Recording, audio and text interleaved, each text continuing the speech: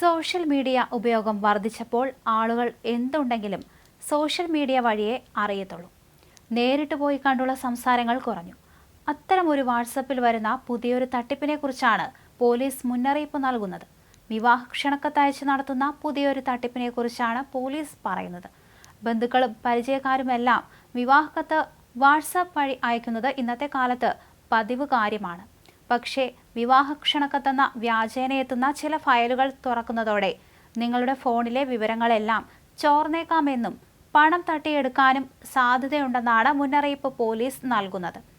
WhatsApp വഴി APK ഫയലുകളായി വ്യാജ വിവാഹ ക്ഷണക്കത്തുകൾ അയച്ചാണ് തട്ടിപ്പ് നടത്തുന്നത്. ഇത്തരം ഫയലുകൾ ഡൗൺലോഡ് ചെയ്യുമ്പോൾ ഫോണിൽ പ്രവേശിക്കുന്ന മാൽവെയറുകൾ ഫോണിലെ സ്വകാര്യ വിവരങ്ങൾ ചോർത്തും.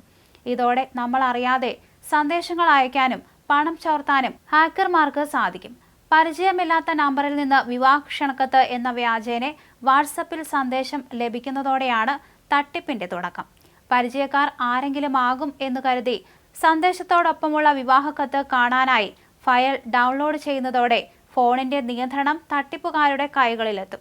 നമ്മുടെ കോൺടാക്റ്റ് ലിസ്റ്റിലെ വിവരങ്ങൾ ഉൾപ്പെടെ തട്ടിപ്പുകാരുടെ കൈകളിലെത്തുന്നതോടെ അവർക്ക് സന്ദേശങ്ങൾ അയക്കാനും പണം ആവശ്യപ്പെടാനും കഴിയും.